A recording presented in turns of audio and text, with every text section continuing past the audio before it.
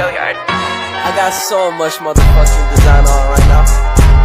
Break it down, bring it back, make it clap. I got 3 old thoughts, new block, where that damn bitches on my line, and you know.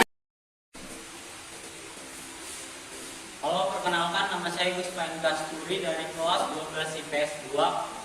Salam semuanya. Kita akan memulai ibadah dan kita akan menyanyikan sebuah lagu yaitu dengan judul Bersyukurlah.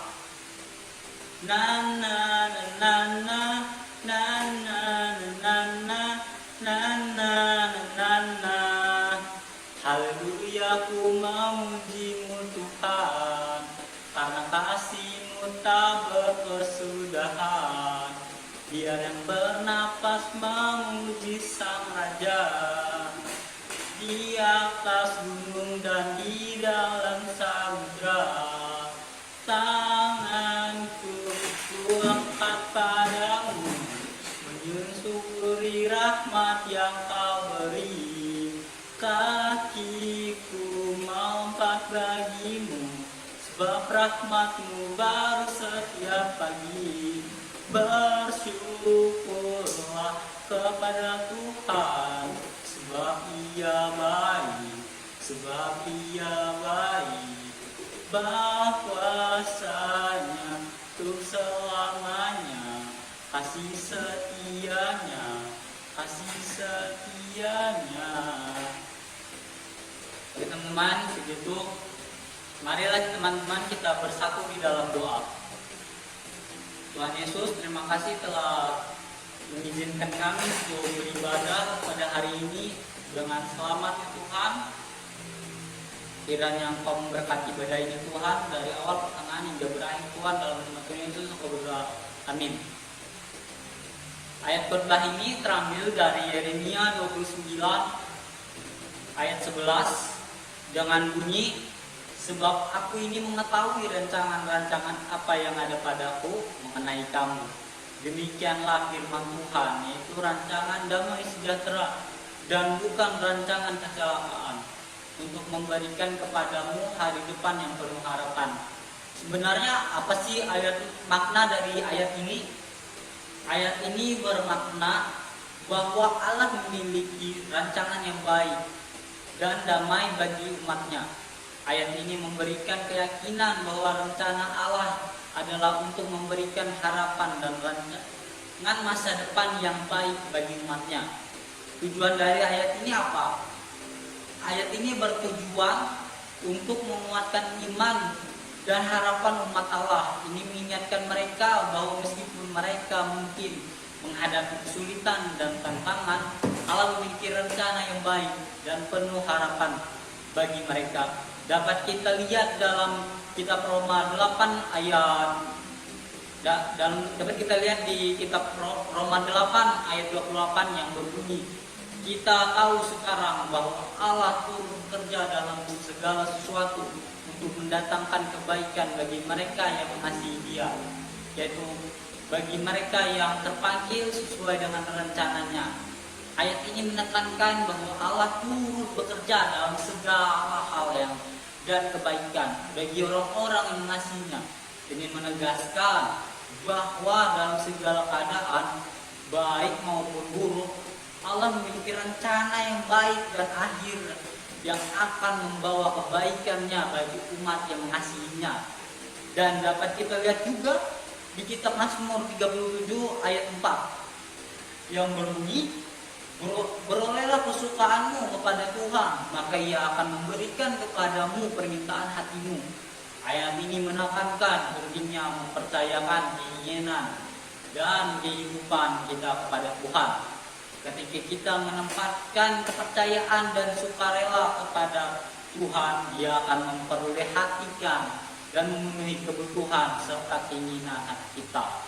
Mazmur 37 ayat 4 memberikan tambahan perspektif bahwa kita hidup dalam ketaatan dan kepercayaan kepada Allah. Dia akan memperhatikan dan memenuhi rencana-rencana baiknya bagi kita dalam kehidupan sehari-hari. Ayat ini mengajarkan kita untuk percaya dan mengandalkan Allah dalam setiap situasi, meskipun kita mungkin menghadapi kesulitan dan ketidakpastian. Kita dapat memiliki keyakinan bahwa Allah memiliki rencana yang baik bagi kita dan bahwa masa depan yang kita di tangannya. Ini mendorong kita untuk tetap bertekun dalam iman dan menjalani hidup dengan harapan yang teguh dalam Tuhan.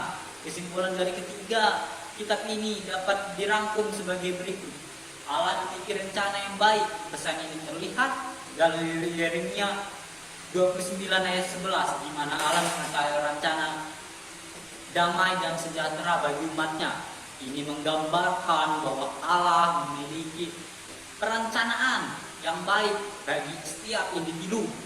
Allah bekerja untuk kebaikan mereka yang mengasihinya. Roma 8:28 menegaskan bahwa Allah bekerja dalam segala hal untuk kebaikan mereka yang mencintai Dia. Pesan ini menunjukkan bahwa dalam setiap situasi Allah mempunyai kebaikan yang direncanakan bagi umatnya. Berpasrah kepada Tuhan. Mazmur 37 ayat 4 menekankan pentingnya mempercayakan hati dan kehidupan kepada Tuhan.